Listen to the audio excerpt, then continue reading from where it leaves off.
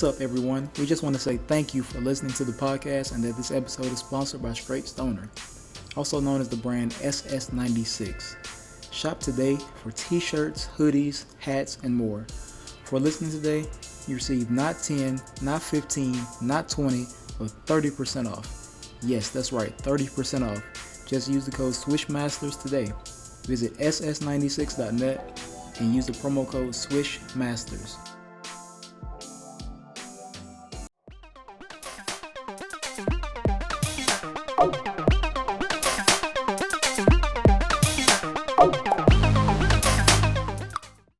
While we're at it, let's go ahead and do predictions for the Suns and Clippers. Oh man.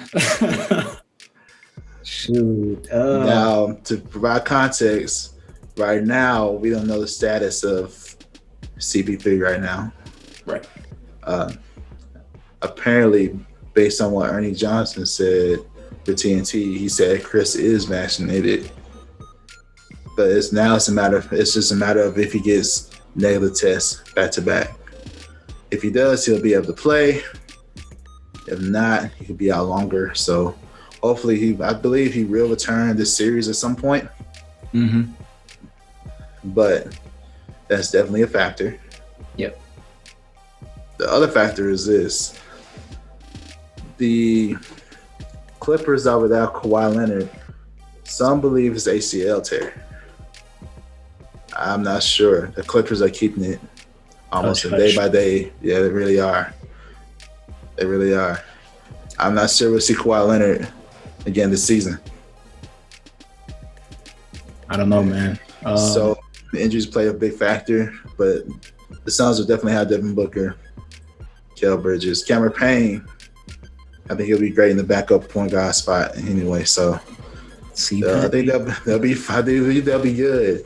Yeah, the CP3 does bring a certain type of leadership and man, definitely confidence, and on their team. So yeah, what are your thoughts? Who do you think is going to win the series? And I don't want to be wrong again, but after that last game with the Jazz and the Clippers, I kind of have to give the Clippers a better chance. Obviously, we know CP3 is probably more than likely going to be out for at least the first game because of COVID protocols. He'll definitely be out for this first game. Yeah. I think the earliest he'll be available is probably Tuesday.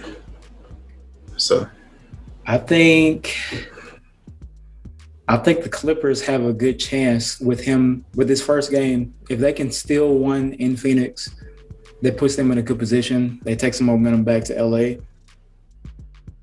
But with no Kawhi Leonard, or really a questionable return for Kawhi Leonard, and we know that CP3 will eventually be back with and be able to play in this series. I don't know if the Clippers have enough. I don't know if they can have a miraculous performance like Game 6 versus the Jazz consistently to beat healthy CP3, DeAndre Ayton, Devin Booker, Jay Crowder. I don't know if they have enough to be able to compete with that for a 7-game series. So I'm picking the Suns. And I'm going to say 6, because the last time I picked 7-game series, the Nuggets did not bring it. So I'm going to go Suns in 6 versus the Clippers. All right, good prediction. Let me also say this. If Chris did have COVID, he was positive. We don't know the effects of COVID can have on a player. There have been reports that you get shortness of breath, you don't feel like yourself. So he may have effects from COVID and he may not play his best. That's another factor. Hopefully he'll be fine. I believe, but CP3 would definitely be a presence on the floor. He'll definitely be on the court more than Kawhi. You know, I think that's a pretty accurate statement. True. So, with all that being said, both of these teams do have depth. They really do. Yep. The Suns they do play defense. Have some great defense. And they showed it It's tough, man. throughout. I mean, I once thought Utah had great defense, but they. So, man, this is a good series. If Kawhi was playing, I would probably be different, but I'll probably go with the Suns as well. Okay. You You on the Phoenix train? because they have so much momentum going their way Yeah. right now. They really do. And the CP3 returns, they'll have all the morale that matters. And the Clippers are still without their best player. Yep. But I don't see the Suns as giving up threes in the corner like that for almost a whole quarter and a half. So Right. I see Monty Williams actually adjusting to whatever Tyronn Lue may do. This is going to be a great coaching battle, though. For sure. Monty Williams and Tyronn Lue. Because Tyronn Lue has shown the ability to make adjustments. Yeah. And Monty Williams definitely has. Also, the team, he knows how to push them and to not settle, because they could have easily settled being up so many games, but they decided to take it. Yeah. They decided to sweep, and that says a lot about a team too. So Definitely, man. And shout out to Monty Williams, because I remember reading about him and CP back in New Orleans, back when they first got together, player and coach, whatever. They didn't really see eye to eye. And Monty made an adjustment to his coaching style. He trusted his players more. And now, even since the bubble last year when Phoenix went and won every game, but they couldn't go because of how the tournament was set up. Right. Monty Williams has the trust of his players. He does. And they believe in him, and he believes in his players. So they are all collective and in one accord, I feel like. So that's a huge feature to have, a huge strength. And I think, obviously, the same is with Ty Lue. He's gained the respect of his players. They listen to him. And that's a very important decision in this game. So it's like you said, it's going to be a great coaching battle. But shout out to those coaches for beating the odds.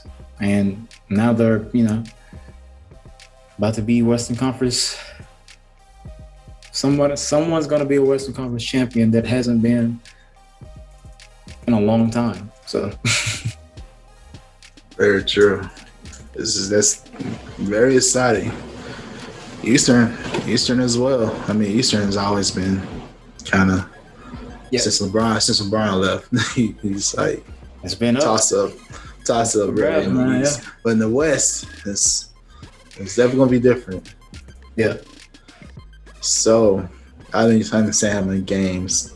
You said Suns in 6, right? I'm going.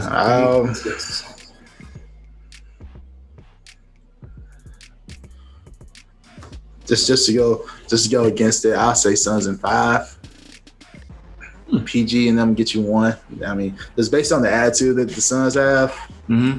I'm just gonna put it out there just to be, I believe they really can get in the 5. So a gentleman's sweep. Gentleman's sweep. Okay, that's fair.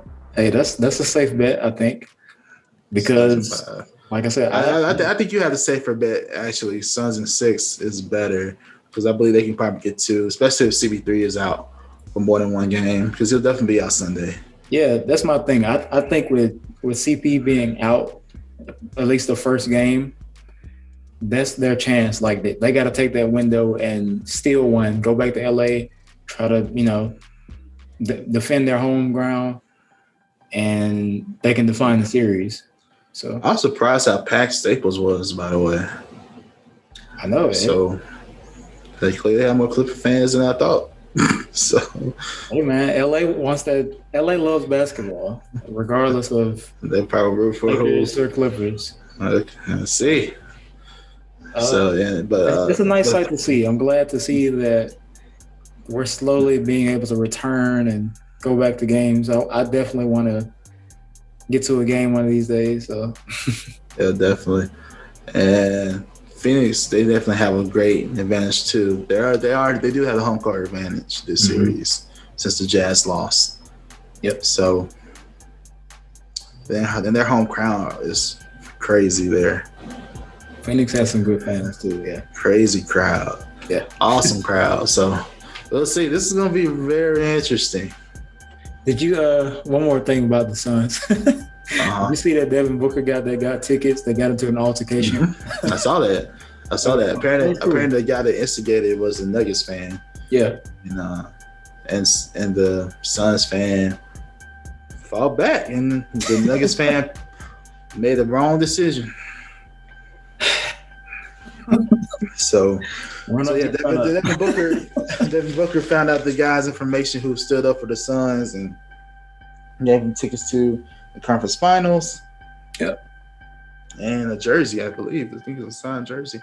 Yep. So that's awesome to have. That's dope, man. That just shows you like the connection with the players and the fans is very strong. I like that. Definitely. Yeah, don't be out here fighting though. But no, don't fight. Definitely support your team and they'll support you. Right. Yeah. All right. That was interesting. Okay.